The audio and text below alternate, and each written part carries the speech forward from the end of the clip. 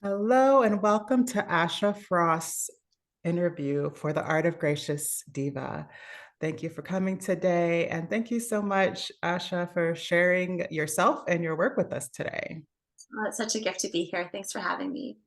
I was so excited that I got your response that you wanted to join us, and it was mostly because I feel it is important to have an anchor of understanding how we're connected to Earth and that we are nature beings, and that when we recognize that, we get to understand ourselves more in co-create with Earth and um, others, others that are surrounding us. So I'm so excited that you're here. I started your book, You Are the Medicine, and just getting so much beautiful wisdom from it, and the way in which you inform and invite it is just a beautiful creation, so I'm really enjoying that. Thank you so much. How long have you been doing your work, and when did you discover that you wanted to do this work, and it was like a gradual thing, or Well, I started a homeopathic practice at 27. So I had a private practice when I was 27 and I opened a business. And at the time, I was just wanting to see people and treat them with an alternative way of healing. And from there, it sort of just kind of opened up my path to rediscovering my indigenous roots and connecting to the land and the earth and how the earth could really help me heal myself in my journey and then how it could support others. So my sort of business path opened up from starting that practice as a homeopath. It became more of a spiritual, ceremonial, indigenous healing practice from there, as that's really what was in me the whole time. And homeopathy was just a catalyst to open me up to sort of the truth of really sharing in ceremony and sharing really my medicine to help activate others. So I never wanted to sort of share my medicine and say, oh, I'm going to teach you to be just like me. It was like, I'm going to share, as you said, an invitation and informing my medicine to invite you into yours, and then we could co create that together. yes, and I find that it is for those who have kind of been separated from their original traditions, that it's not easy, right? Like it's not easy to kind of reclaim, because you do feel like an outsider when you first rejoin. And then like sharing that becomes even more complicated because you don't want to kind of um, mess it up, right? You don't want to not do it honorably, and or share false information either, right? So like what was your experience of learning and sharing? Mm.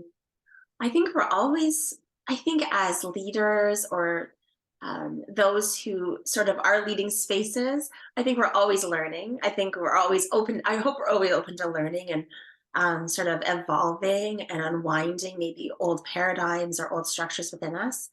But for me, it was really about reconnecting to it's just a constant reconnection to who I am. So because I've been so separated because of colonization, that reclamation is just a constant ongoing call for me. And so I'm constantly learning things about myself, I think, and how I relate to the world. I love social psychology as a university student. I thought it was so fascinating, just people's patterns and ways of being. So that still fascinates me. Mostly about myself first. I look and see, oh, why is this happening in my way? And then I kind of can apply it to the world. But I think that that's sort of, it's a constant awakening or a constant evolution, a constant learning that propels me forward. And it actually excites me. It feels exciting to keep growing and learning. And then I tend to teach from the wisdom that sort of comes forward, especially during periods of hardship or periods where I've gone deep into like the darkness or the shadow. The wisdom that comes from those places is really profound usually. Yes, yes, it's amazing the fount that comes out when you're feeling like you're at that darkest point. Um, yeah, and as far as talking to people about your culture, Ojibwe is the tribe that I'm from. yes. And how much do you pull from your own spiritual connection or bring in kind of the understanding of the tribe and those traditions? Yeah. So again, because there was so much broken, and this is, I think, a common experience for many folks, is we don't necessarily have that direct connection to elders anymore, right, in our communities. So I can understand the pull towards other cultures who have that pretty intact connection. And I think as Indigenous folks, we still do have that set up in our systems and our communities, that elders are revered and respected, and we pass things down orally, we pass things down through storytelling that still remains intact. So those things are very beautiful. And those are the ways that I have learned through stories. And I've had to sort of decolonize or re indigenize my ways of reclaiming Indigenous ways of knowing and being, knowing that sometimes I wouldn't have access to the elders because they're no longer here, or I'm not in community with them. And some of that has been broken apart. So I've had to listen to my spiritual connection, how my ancestors speak to me through my dreams, through the land, through all of creation, through my life experiences. And I know that it lives in all of us through our bones and our blood. I know that because I've had to reclaim that way. So if I've had to do that and I can do that, I know it's available to others too. I love that. It's such a profound message that we all need to hear, really, because whether by societal, cultural contrivance or by our literal separation through colonization and that kind of thing, we are often far from those original workings and understandings of our ancestors. And one of the beautiful things is that when you start to realize that and you start to reclaim it, then they find you. They really, they will find you, and they already know where you are, but you'll hear from them. And so it's so good to hear it from somebody who has more connection. To me, if you're on the land that your ancestors came from, like there's already kind of a anchoring there that's happening, even if you don't understand it yet, you know. But I feel like a lot of us are far from those lands, or we're still learning even what those lands are, right? So it can be a little bit more of a exploration research, right? But in the process, you learn more about yourself, right? No, it's true. And I think that sometimes there could be grief there, right? So I never want to Yeah. bypass that grief of being separated from your lands or displaced from your lands, because I think that is a very real grief that so many people experience. And I am very privileged to be on the lands of my ancestors. And you're correct, I stand my feet on there and they're speaking to me constantly. And I think that's what the power of energetic work or journeying can help us do, right? We're feeling into that energetic rootedness, and we can send those out to our ancestral lands. And I do believe our ancestors rejoice when we do that. And they say, "Oh, we've been waiting for you, and we're going to offer you this love back." Oh, I love it so much. Yes, yes. And in her book, she also has a lot of those journeying prompts, and she walks you through a beautiful, beautiful arc of the 13 moons, and then helps you kind of find your own anchors through those journeys. And it's just beautiful. Anyways, I highly recommend that if that's something that you would like to do, that you do so. I also want to reference what we have on our screens. I have the Yokuts territory because it's the original indigenous of this area. And then she has hers, which is Anishinaabe. Ah, so close. Territories of the Anishinaabe, the Huron-Wendat, and Haudenosaunee peoples right now. But my people, they originate from all over what is now known as Ontario. So Anishinaabe is Yeah. one of the tribes of sort of that are in Ontario. And yeah, but I love to sort of claim that because it's part of, I'm land, we're all part of land. So I think it's a Yeah. beautiful way to relate to land by claiming that ancestral connection. And I do think it's important because it is the reflection of who we are. Like the land that you stand on, regardless of if it's your indigenous land, is the land that you are on in this present moment. And when we are connected to it, it provides us a presence that we we don't get without that acknowledgement, right? And then nature itself is going to be able to speak to you, right? When you have that connection. Um, when you're creating, like when you're writing your book and you're making your cards, your oracle deck, right? How are you inspired? Have you always been like creative, or was this really like, kind of your vision for sharing your work with the world? Oh, I love this question. I was just reflecting on this last week. I was home actually on my First Nation visiting my grandmother, and speaking about creative wounds, because I was saying how my kids get crafts, for their birthdays or whatever. And I'm always like, oh my gosh, because crafting is not my way of creation in any way. And I remember my mother feeling the same way. We'd get these crafts, Mom, help us. And she'd be like, I don't know how to do that. But she'd go along and do that. And then my grandmother said, when I was in grade two, a teacher shamed me for not being good enough at my art or whatever that was. And it was just so interesting because it was like her sitting there, my mother sitting there, me sitting there, just that sort of crafting wound or creative wound that can pass on generationally. And I was kind of joking about it, but I did feel like it was true.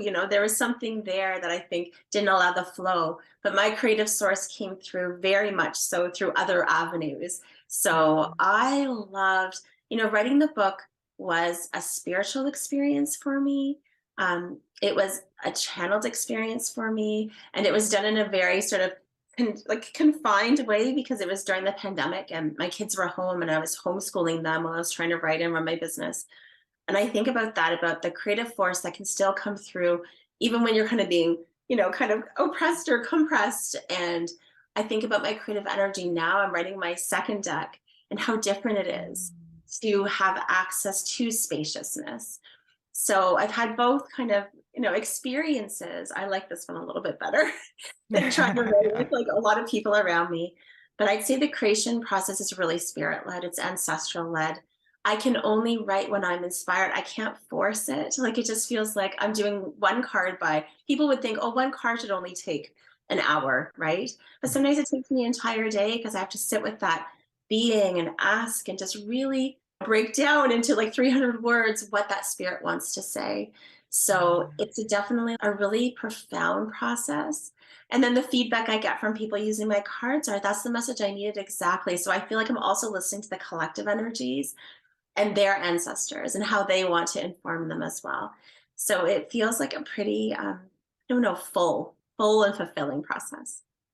Absolutely beautiful. Yes. I love hearing it in that way because I find that we are so wanting to know in our creativity, and creativity to me is not, it's not a knowing, it's an inspiration, right? It's like it's what's coming through. And so a lot of times we're talking about whether we are good artists as far as how much do we know about being an artist, right? Or how much do we know about being creative? And it's not a knowing. Either you're doing it or you're not. Like you're allowing inspiration to flow or you're not, right? So I love the way you describe that. And the beauty of trusting.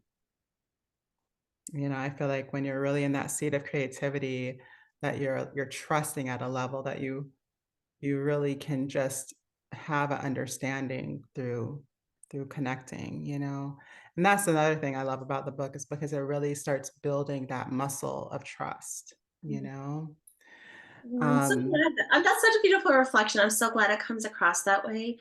And I think that is what we're called to do. I think especially in this age of an enormous amount of information that's being Mhm. just like thrown at us. It's like there's not a lot of invitation for integration, reflection, just taking little bits that resonate. It's just like it's thrown at us and then I don't know, we become like hooked into this needing more, wanting more, thinking that's what we need outside of ourselves. But the biggest, I think, most profound way of deepening that wisdom is just to take a breath, to sit with the wisdom in the land, to dream on it, to close our eyes with it, to embody it.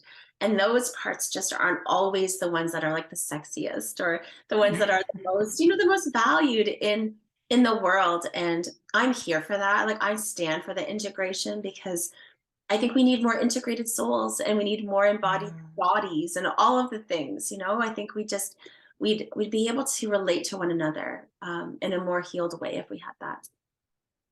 absolutely. And the great listening. I was just speaking to somebody else about this, about being able to listen, and how, as I teach some music, and so in that process, that's really what we're teaching. We're teaching how to listen.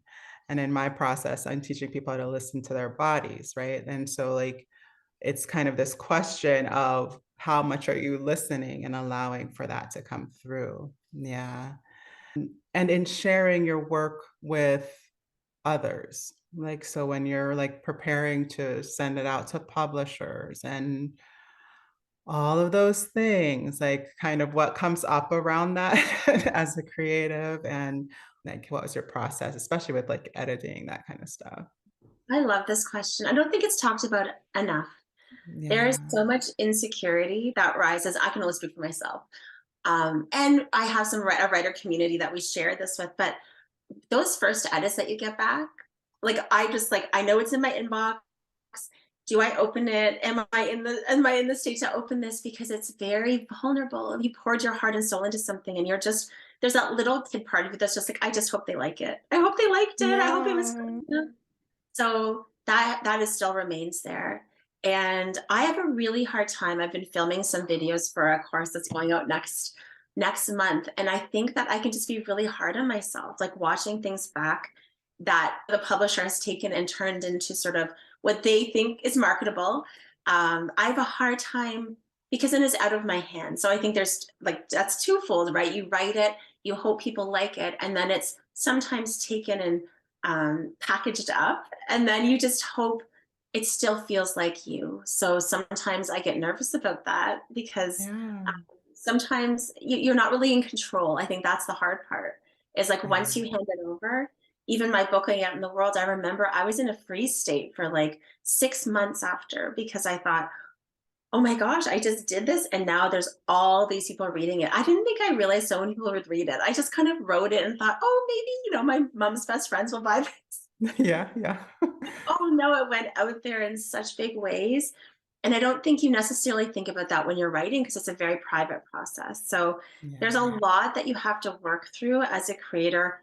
There's so much beauty in the creation. And then the after part, I think there's a lot of regulation and self healing that goes into that part. Yes, yes.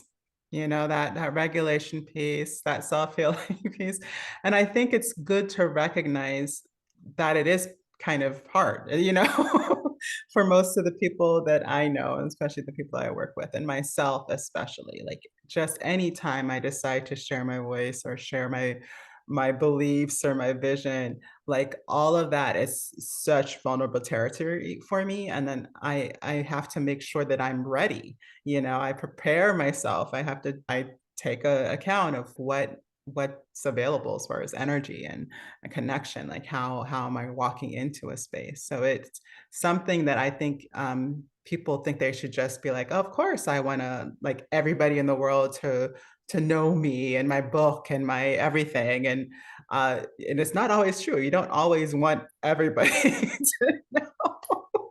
You want nice people to know.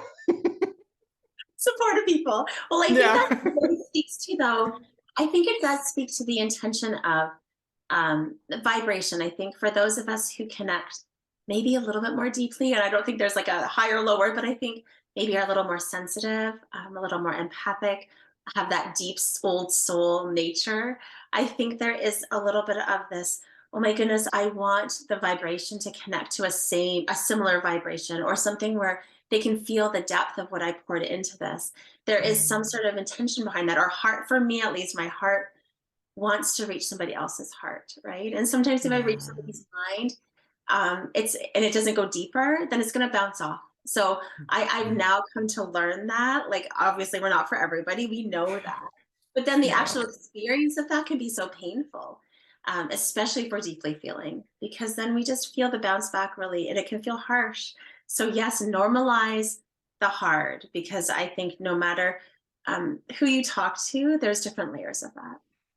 Yes, absolutely. And that you can work through it as well, like that you don't have to let it stop you either. Yeah. But there's so much support for that too. Like I always that's something I really want to share with the world is I was the shyest child. I dropped out of kindergarten. I still get so nervous. I've done hundreds of speaking engagements and I still get my little girl shy self still comes forward first. She thinks about it for weeks before, right? That part of me is still there. And I've learned to just love her up and say, okay, we're gonna do this together, and you Mhm. have people supporting you, rooting for you, and you are dropping this medicine that is going to be a trailblazing inspiration for somebody behind you. So I have to always remember this, like, who's watching? My children are watching, and then the younger Indigenous people are watching. So am I going to stop? Because I think that it's creating like a movement, and I want to be part of it. Yeah. Beautiful, beautiful. Yes, and that is what we are talking about as well this week is how are we leaving our legacy? Like how are we honoring it enough that we are sharing it, that it is left, right? And so yeah, as far as when you're creating and when you are, does it ever feel, because I imagine that there's kind of this what comes up and through and the kind of the holding of tradition, and then there's the future, right? There's like what is in you to create specifically, and then there's kind of the lineage of what wants to be remembered, right? Does has that ever been like a conversation in your head of like how much should I be me? How much should I be a representation? Like that conversation? It's always a part. Before Yeah. my book came out in the world, I think it was like I really struggled. I struggled with that. I was terrified of, sharing the medicine that is old ways in a new way. And I really wanted to please the elders. Like I had this like I just want to please the old ones, the ones it was just this desire. And I held it so strong that somehow they would not like it. And I've had feedback from folks saying like, how dare you share our medicines in this way? Even though from my perspective in the wellness and new age world, they were being shared anyways by mostly Yeah. white women. So I thought this is also just like a little bit of a narrative of like indigenous people have never been able to take up space to share this. So, we're just used to it. So then, and then of course we keep it hidden because it's traumatic. We've had these things stolen and taken. How can we reclaim it for ourselves? To me, reclaiming it for myself means, well, then I'm gonna take up space and I'm gonna share it from my perspective because it's being shared anyways. But I really, really wrestled with that for a long time until, and it's still little pieces. And but this year I've just been like, no, my deck came out and I was like, this is what I meant to do, sharing it in my way from an authentic voice because indigenous creators are meant to take up a stage now. And I Yeah. know it's new, it's uncomfortable for people, but that's okay. That's okay. I'm going to be part of this change. So I have wrestled with that a lot. And it's been really, at times, like really grief stricken. There's been parts where I've just been like, am I doing the right thing? And I have Yeah. to trust creator's vision for me. Yes. Yes. That's so beautiful. Because I can't, yeah, I can't imagine because it is, and when especially you have those elders there, in spirit, but also in your community represented, and they have their voice as well, respecting and hearing it, and also declaring your own is always uh, a, a tangle, right?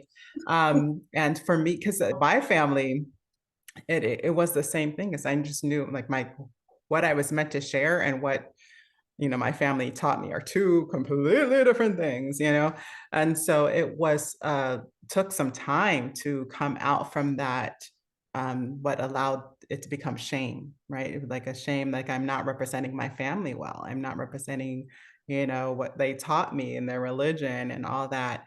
My mom used to have this, like she would say.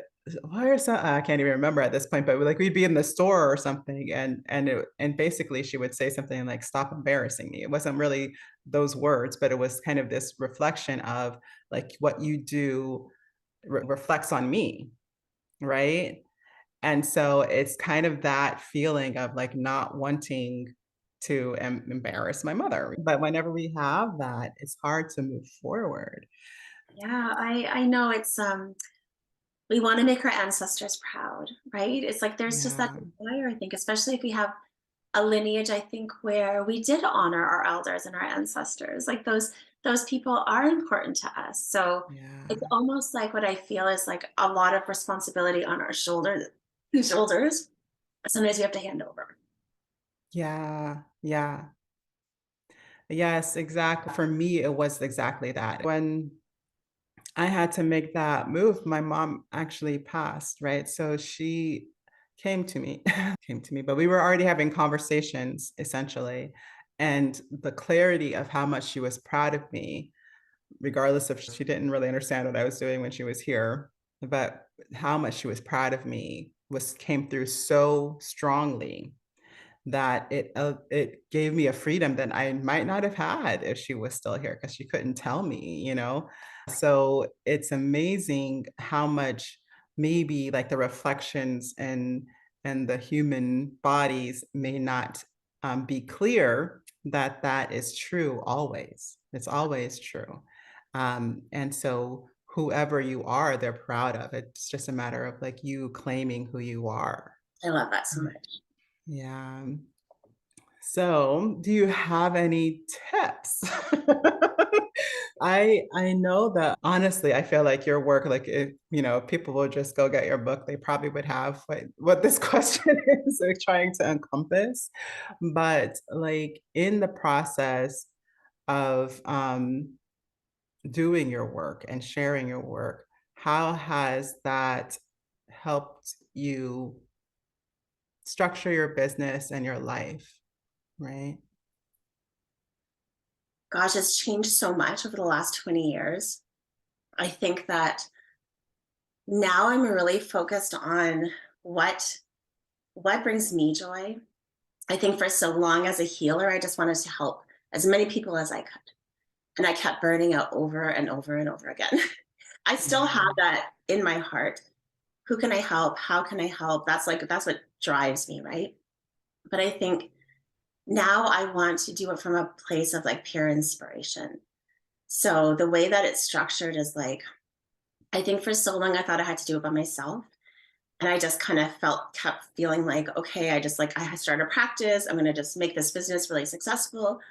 It just felt lonely. And when I got my book deal, for the first time, I felt like, oh, there's something behind me. So Mm, I'd say like, I don't know, leaning in, and I think for the longest time as an Indigenous woman, I didn't feel like I had any options to like and call in that support. I didn't feel worthy of that support.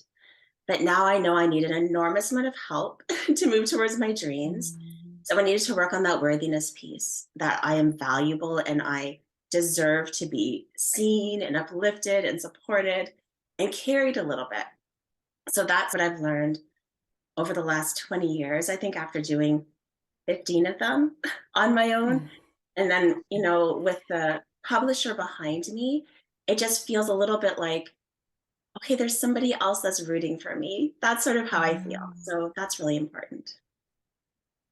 Absolutely, absolutely, and that's one of the main messages I'm hoping people walk away with after this event is that we have been told a lot of times that, don't be a diva, Mhm. whenever I ask people what their definition of diva is, it's always negative, right? It's always negative.